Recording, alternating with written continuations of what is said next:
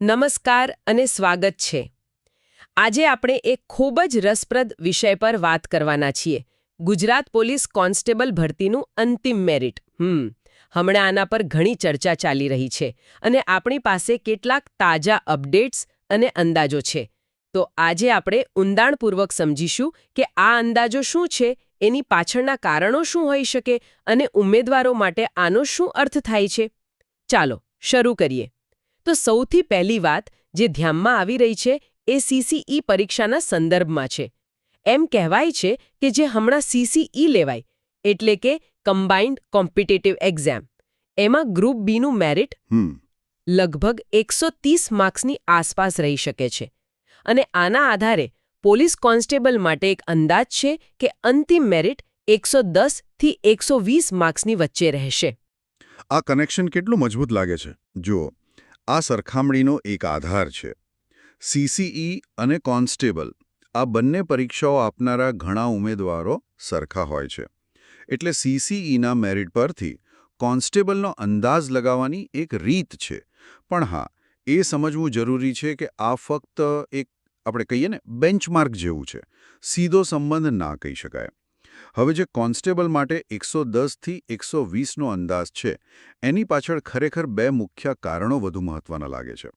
પહેલું તો એ કે કોન્સ્ટેબલની ભરતીમાં જગ્યાઓ ઘણી છે. ઓ હા, જગ્યાઓ તો આ વખતે સારી એવી છે. હા, એટલે જ્યારે જગ્યાઓ વધારે હોય તો સ્વાભાવિક છે કે મેરિટ થોડું નીચે આવવાની શક્યતા રહે. એટલે માંગ અને પુરવઠા જેવી વાત થઈ. વધુ જગ્યાઓ એટલે કદાચ થોડી રાહત. પણ શું ખાલી જગ્યાઓ જ મુખ્ય કારણ છે? ગયા વર્ષોની સરખામણીમાં ઉમેદવારોની સંખ્યા, પેપરની અઘરાઈ આ બધું પણ ગણતરીમાં લેવું પડે ને? ચોક્કસપણે, ચોક્કસ. જગ્યાઓ એકલું કારણ નથી, પણ મહત્વનું છે.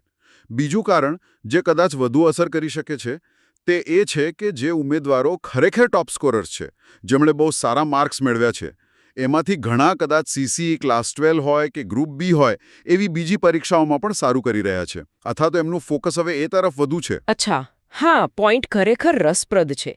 મતલબ કે જે ટોપર્સ છે, જે સામાન્ય રીતે મેરિટ ઊંચું લઈ જાય, એ લોકો કદાચ કોન્સ્ટેબલને બદલે એમ કે PSI કે DYSO જેવી પોસ્ટને વધુ પસંદગી આપે. શું આ સામાન્ય વાત છે? હા, આ ટ્રેન્ડ જોવા મળે છે. નવો નથી, પણ એની અસર કેટલી થશે એ દર વખતે થોડું અલગ હોય. જો ખરેખર સારા એવા ટોપ સ્કોરર્સ બીજી પોસ્ટ પસંદ કરે તો કોન્સ્ટેબલની ભરતીમાં જે ઉપરના લેવલની સ્પર્ધા હોય છે એ થોડી હળવી થાય અને આની સીધી અસર મેરિટ પર પડે. એ નીચે આવી શકે. ઘણા માટે કોન્સ્ટેબલ એક સ્ટેપિંગ સ્ટોન જેવું પણ હોય છે. પણ એક મિનિટ, તો આનો અર્થ એવો પણ ખરો કે જે ઉમેદવારોનું લક્ષ્ય માત્ર ને માત્ર કોન્સ્ટેબલ બનવાનું જ છે, એમના માટે આ સારી નિશાની કહેવાય? હા, એક રીતે કહી શકાય. જો ટોચના સ્કોરર બીજે જાય તો જે થોડા નીચેના મેરિટવાળા ઉમેદવારો છે એમની શક્યતા વધી જાય છે. પણ જુઓ, આ બધું હજી જો અને તો પર છે. કેટલા ઉમેદવારો ખરેખર બીજી પોસ્ટ લેશે એ તો છેલ્લે જ્યારે પસંદગી પ્રક્રિયા થાય ત્યારે જ પાક્કું ખબર પડે. બરાબર. ઠીક છે. તો આ બધી ચર્ચાઓ અને અંદાજો ચાલી રહ્યા છે, પણ નક્કર ક્યારે ખબર પડશે? અંતિમ આન્સર કી અને પરિણામ માટે કોઈ સમયરેખા છે? જે માહિતી અત્યારે મળી રહી છે એ મુજબ અંતિમ આન્સર કી જુલાઈના અંતમાં અથવા તો ઓગસ્ટની શરૂઆતમાં આવી શકે છે. એવી શક્યતા છે. એ કી આવે પછી જે વાંધા અરજીઓ હોય એનો નિકાલ થાય અને પછી જ અંતિમ મેરિટ લિસ્ટ અને કટ ઓફ માર્ક્સ જાહેર થશે. એટલે સત્તાવાર આંકડા માટે થોડી ધીરજ રાખવી પડશે. તો સારાંશ એ થયો કે અત્યારે જે આ 110-120નો આંકડો છે એ મુખ્યત્વે 3 બાબતો પર આધારિત છે.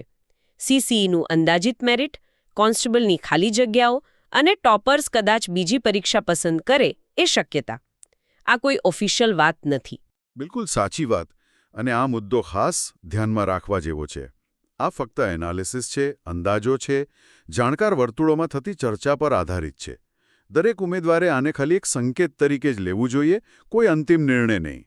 લોકરક્ષક ભરતી બોર્ડ જે જાહેર કરે એ જ ફાઇનલ અને સાચું ગણાય.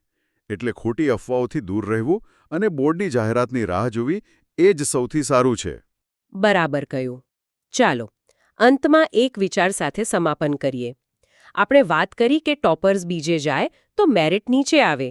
પણ શું એવું પણ બની શકે કે કોઈ બીજું જ પરિબળ જે આપણે અત્યારે નથી વિચારી રહ્યા, જેમ કે કોઈ ખાસ કેટેગરીમાં અણધારી સ્પર્ધા વધી જાય કે પછી પેપર ચેકિંગમાં કોઈ એવી વાત હોય અને આ બધા અંદાજો ખોટા પડે, મેરિટ કદાચ ધારણા કરતાં ઊંચું જ જતું રહે અથવા સાવ અલગ જ આવે. આ પ્રક્રિયામાં ક્યારેક આવા આશ્ચર્ય પણ જોવા મળ્યા છે.